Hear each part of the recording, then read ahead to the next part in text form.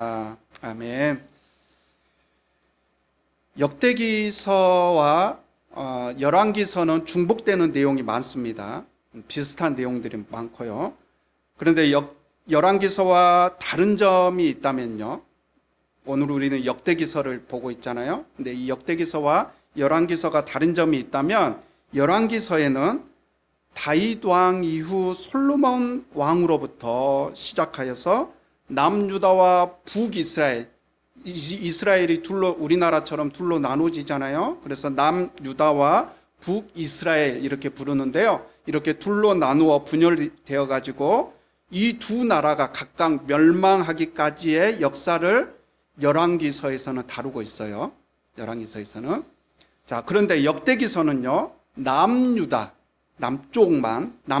남유다, 즉 다윗 왕조죠. 남유다는 다윗 왕조를 중심으로 아담부터 바벨론 포로 귀향기까지의 역사를 다루고 있습니다.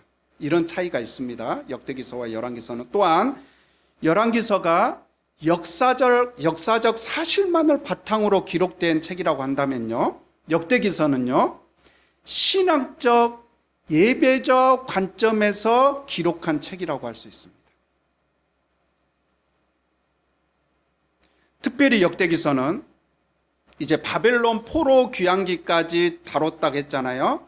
근데 역대기서는 바벨론 포로 귀환 후 이스라엘 백성들에게 이스라엘의 지난 역사를 돌아보며 포로기를 겪은 백성들에게 자신들이 여전히 하나님의 언약 백성임을 일깨워 주고요, 또 회복의 소망을 가지도록 역대기서는 인도하고 있습니다. 자, 이런 역대기서 배경에 대한 기본적인 지식을 우리가 가지고 오늘 본문을 한번 살펴보도록 할 텐데요. 오늘 본문에 보시면 우리가 잘 아는, 이것은 교회 안 다녔던 분들도 아마 아는 내용일 텐데요. 솔로몬의 일천번제에 대한 이야기가 나옵니다. 일천번제, 솔로몬이 일천번제를 드리고 있는 장면이 나오는데요. 지금은 거의 사라졌죠. 지금은 거의 사라졌는데, 과거에는 뭔가 간절한 기도 제목이 있다 그러면은 일천번제 헌금이라고 해가지고요, 1000일 동안, 일천번제니까 천번이잖아요. 1000번. 그러니까 1000일 동안 헌금을 드리면서 그렇게 기도하는 사람들이 있었어요. 지금은 못 본 것 같아요. 요즘 못 본 것 같은데, 과거에는 어쨌든 그렇게 하는 분들이 교회에 꼭 한두 분 이상은 있었습니다. 1000일 동안 1000번째 헌금을 드리는 게 쉽겠어요?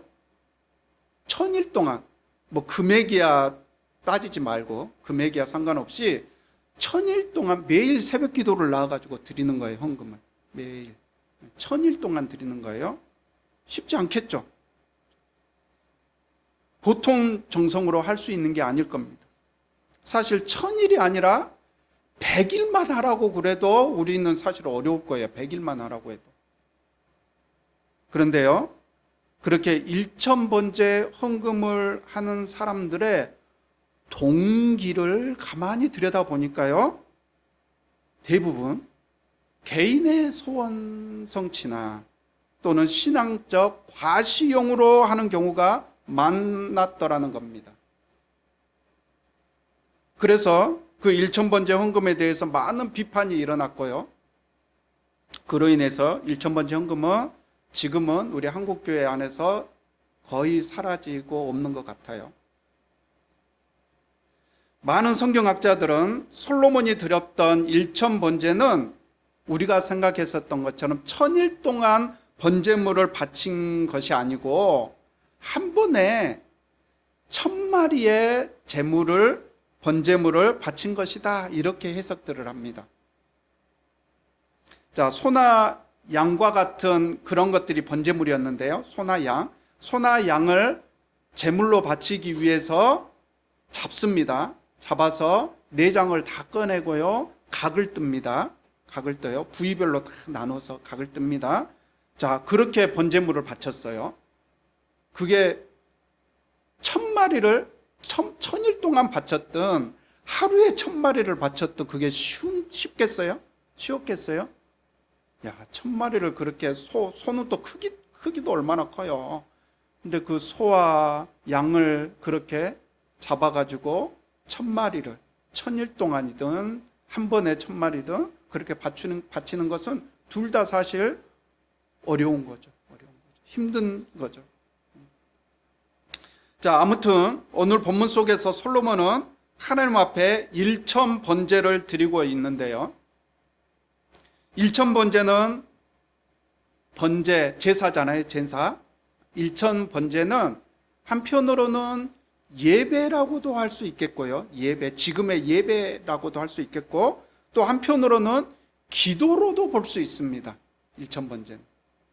구약시대의 제사를 지금 물론 의미는 같습니다만 형태는 전혀 다르죠. 제사하고 지금의 예배하고. 그런데 구약시대의 제사를 지금은 우리가 예배다 이렇게 부르잖아요. 자, 그리고 또 7절 말씀을 보니까요. 7절 말씀. 1000번제를 드렸던 그날 밤에 하나님께서 솔로몬에게 나타나셔서 말씀하십니다. 내가 너에게 무엇을 주기를 바라느냐? 나에게 구하여라 그러잖아요. 그러니까 솔로몬의 1000번제는 예배이면서 한편으로는 기도로도 볼 수 있다는 겁니다. 예배 속에 사실은 따지고 보면 예배 속에 기도가 있고요. 기도 속에 예배가 있습니다. 그렇죠? 또한 하나님과의 교제와 만남의 시간이라는 의미에서 예배와 기도는 동일한 성격을 가지고 있기도 합니다. 자, 이렇게 솔로몬의 1000번제는 예배이면서도 기도였다라는 이런 맥락 속에서 오늘 본문을 한번 보시면요. 솔로몬이 1000번제를 드리는 그 장면 속에서 우리는 두 가지의 기도 응답의 원리를 발견하게 됩니다. 두 가지의 기도 응답의 원리를 발견하게 되는데요. 그 두 가지에 대해서 우리가 이제 한 가지씩 한번 살펴보도록 하겠습니다. 자, 첫 번째 기도 응답의 원리는요. 함께 기도하라입니다. 함께 기도하라. 역대기서의 기록 목적이 뭐라고 그랬죠? 역대기서의 기록 목적이 바벨론 포로 귀환 후 이스라엘 백성들에게 이스라엘의 지난 역사를 되돌아보며 포로기를 겪은 백성들에게 자신들이 여전히 하나님의 언약 백성임을 일깨워주고 또 회복의 소망을 가지도록 하기 위함이다 라고 했죠. 그래서 역대기서 저자는 이스라엘 백성들의 신앙 회복을 위해서 백성들의 그 신앙을 회복시키기 위해서 솔로몬 왕이 1000번제 드렸던 장면을 지금 의도적으로 이 오늘의 본문 속에서 그 장면을 이스라엘 백성들에게 상기시켜 주고 있는 것입니다. 자, 그런데 보니까요. 똑같이 1000번제 장면을 기록하고 있는 열왕기상 3장의 말씀과 오늘의 본문 역대기서의 말씀을 비교해 봤을 때 약간의 차이를 보이고 있음을 발견하게 됩니다. 열왕기서에는 없는데 오늘 본문 역대기서에만 나오는 장면이 있어요. 똑같이 1000번제 드리는 장면이 나오기는 하는데 그 장면 속에 열왕기서에는 없고 역대기서에는 있는 장면이 나오는데요. 바로 2절과 3절의 장면입니다. 2절과 3절. 2절에 솔로몬은 온 이스라엘 곧 천부장과 백부장과 제가 강조해서 읽을 때 잘 한번 유심히 보세요. 솔로몬은 온 이스라엘 곧 천부장과 백부장과 재판관들과 온 이스라엘의 지도자들과 각 가문의 족장들을 불렀다고 했습니다. 그리고 3절에서 그 온 회중을 데리고 1000번제를 드리기 위해서 하나님의 회막이 있는 기브온의 산당으로 갔다라고 했습니다. 열왕기서에는 솔로몬과 함께 1000번제를 드리기 위해 회막에 갔던 그 회중에 대한 언급이 없어요. 그런데 역대기서 저자는 왜 이 열왕기서에서는 그렇게 별로 중요하게 생각하지 않았기 때문에 그냥 빼놓은 그 회중에 대한 언급을 굳이 이렇게 하고 있을까요? 이스라엘 백성들은 아브라함의 후손이죠. 아브라함의 후손. 할아버지가 한 사람인 거예요. 아브라함의 후손이 이스라엘 백성입니다. 이 이스라엘 백성들은 아브라함의 후손으로서요, 사실 모두가 하나님의 언약 아래 한 공동체입니다. 가족 공동체이기도 하죠. 우리나라도 뭐 시종마을 뭐 이렇게 하잖아요. 그렇죠? 같은 성씨끼리 이렇게 모여 사는 마을이 과거에는 있었잖아요. 그렇죠? 지금도 있기는 있더라고요. 근데 그것처럼 한 공동체였어요. 아브라함의 후손이.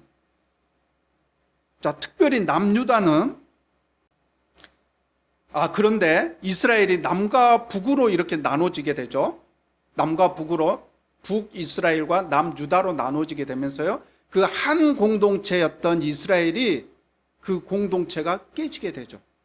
깨지게 됩니다. 그리고 특별히 남유다는요, 바벨론에 멸망당하게 돼요.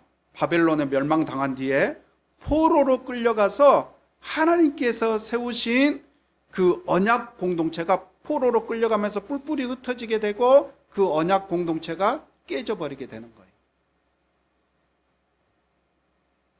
하나님께서는 그 언약 공동체를 회복하기 위해서 솔로몬 한 사람이 아닌 이스라엘의 온 회중이 그 1000번째 그 기도의 자리에 온 회중이 함께 있었음을 특별하게 역대기서 저자는 상기시켜주고 있는 거예요.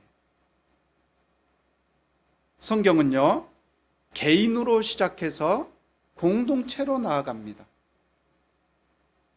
하나님은요, 개인을 불러서 공동체를 세우십니다. 사실 7, 8년 전에 저희 가족이 제천에 내려가서 들어보셨을지 모르겠는데요. 프랑스에서 시작된 떼제 공동체나 또 독일에서 시작된 브루도호프라는 공동체, 그런 공동체를 우리가 꿈꾸면서 저희도 그곳에 공동체를 만들어 보려고 그렇게 시도를 했었습니다. 그런데 한 3년 하다가 아주 처절하게 실패를 경험했습니다. 그랬던 터라 사실은 공동체라는 말을 제 입에 올리기도 사실 무섭고요. 또 현대사회에 과연 그때 경험으로 비춰봤을 때 현대사회에서 과연 그런 공동체를 이루는 게 가능할까라는 그런 의문이 들기도 합니다.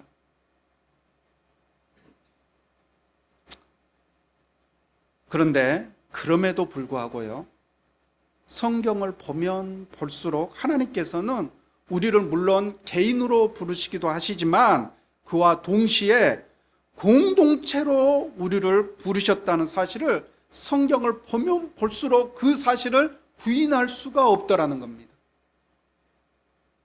마태복음 18장 20절에 두세 사람이 내 이름으로 모여 있는 자리, 거기에 내가 그들 가운데 있다라고 주님께서 말씀하셨고요.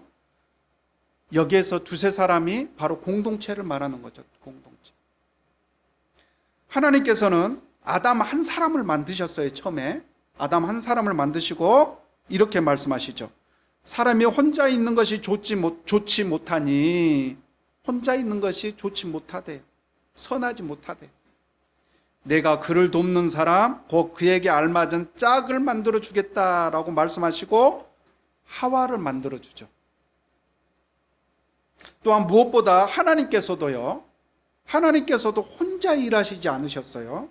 항상 삼위일체 이렇게 부르죠. 삼위 되시는 성부, 성자, 성령께서 함께 일하시죠. 또한 우리 성도들과 함께 일하시죠. 하나님께서 혼자 일하실 수 있는 능력이 없어서 그렇게 하시나요? 아니죠.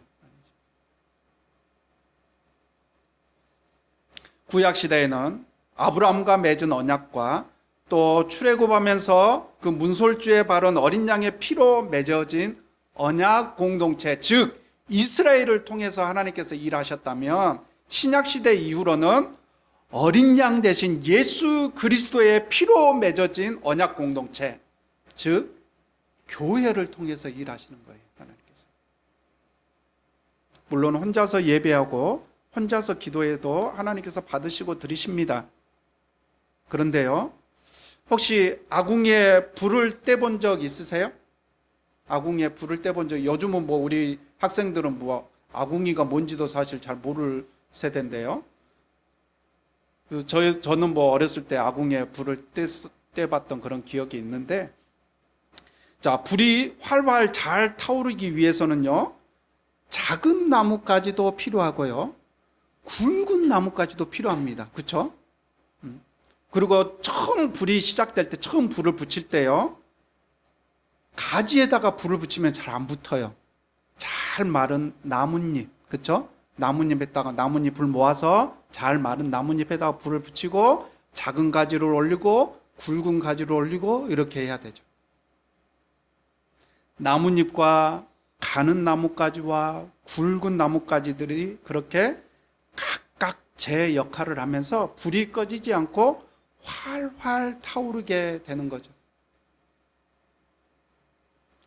자, 가끔 불을 떼다 보면요, 젖은 나무가 걸릴 때가 있어요. 젖은 나무가.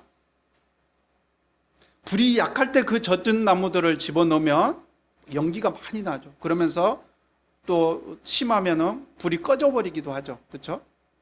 그런데 활활 타고 있는 불 속에다가 젖은 나무를 집어넣잖아요. 그러면 그 불이 워낙 뜨거우니까 그 젖은 나무의 물기까지도 다 말려버리죠. 그리고 그 나무에까지도 불이 옮겨 붙어서 오히려 불꽃이 더 커지게 되죠. 나뭇가지 하나만으로는 그런 힘이 없습니다. 그러나 여러 종류의 나무들이 함께 어우러지면서 그런 큰 불꽃을 만들어내는 것입니다. 예배와 기도도 마찬가지입니다. 공동체로 우리가 함께 할 때 주시는 하나님의 감동과 은혜가 있죠. 사람의 숫자나 교회 시설, 뭐 이런 설비 이런 것들을 말하는 게 아닙니다. 단지 주님의 이름으로 오늘 말씀하신 대로 모인 두세 사람이 함께 기도하는 것, 함께 예배하는 것, 그것을 말하고 있는 겁니다. 야고보서 5장 16절의 말씀으로 함께 한번 읽어볼까요? 야고보서 5장 16절. 그러므로 여러분은 서로 죄를 고백하고 서로를 위하여 기도하십시오. 그러면 여러분은 낫게 될 것입니다. 의인이 간절히 비는 기도는 큰 효력을 냅니다. 혼자 신앙생활을 하고 혼자 기도할 수도 있지만 성경에서는 서로 기도하라고 말씀하고 있습니다. 그러면서요, 그렇게 서로를 위하여 기도하는 과정을 통해서 기도의 효력이 더 크게 나타날 거다라고 말씀하고 있습니다. 전에는 합심 기도라는 표현을 많이 썼었는데 지금은 많이 안 쓰는 것 같아요. 마태복음 18장 9절 말씀입니다. 제가 한번 읽어드리겠습니다. 내가 거듭 너희에게 말한다. 땅에서 너희 가운데 두 사람이 합심하여 무슨 일이든지 구하면 하늘에 계신 내 아버지께서 그들에게 이루어 주실 것이다. 두 사람이 합심하여 무엇이든지 구하면. 기도는 공동체가 합심해서 기도할 때 그 효력이 더 크게 나타나는 겁니다. 나뭇가지 하나로는 불을 붙이기도 어렵고 또한 오랜 시간 뜨겁게 타오르기도 어려운 것과 그와 같은 원리이죠. 우리 교회는 사실 함께 기도할 수 있는 시간이 많지 않은 것 같아서요, 많이 좀 아쉬운데요. 비록 짧은 시간이라고 하지만 우리가 이 주일 예배 기도 시간에 또는 우리 셀 모임 기도 시간에라도 우리가 적극적으로 참여하시고 또 함께 한 목소리로 한 마음으로 그렇게 기도할 수 있었으면 좋겠습니다. 또 여기에서 말하는 합심 기도라는 것은 우리가 함께 모여서만 기도하는 것을 말하지는 않을 테고요, 우리가 각 가정에 있더라도 그곳에서 우리 교회를 위해서 한 마음으로 기도하는 것, 또 한 기도 제목을 가지고 기도하는 것, 우리 교회 공동체를 위해서 형제 자매들을 위해서 기도하는 것, 이게 합심해서 기도하는 거죠. 기도가 익숙하지 않은 분들은 속으로만 기도하면요, 속으로만 기도하면 사실 기도가 허공으로 흩어져 버리는 것 같은 느낌을 받으실 거예요. 속으로만 기도하면 내 귀에만 들릴 정도, 아주 그렇게 작은 소리라도 괜찮아요.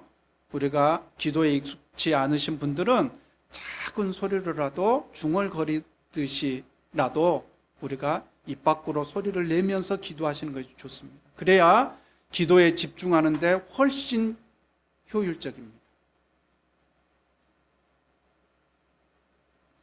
많은 나무들이 함께 모여 큰 불꽃을 만들었을 때 젖은 나무까지도 활활 불태워버리는 것처럼 우리가 함께 모여 한 목소리로 기도할 때요, 나뿐만 아니라 우리 공동체 안에 있는 연약한 지체, 힘들어 지쳐있는 그런 지체들까지도 성령의 위로와 기쁨으로 뜨겁게 함께 불타오르게 되는 그런 일들이 우리 공동체 안에서 활발하게 일어나게 될 줄로 믿습니다.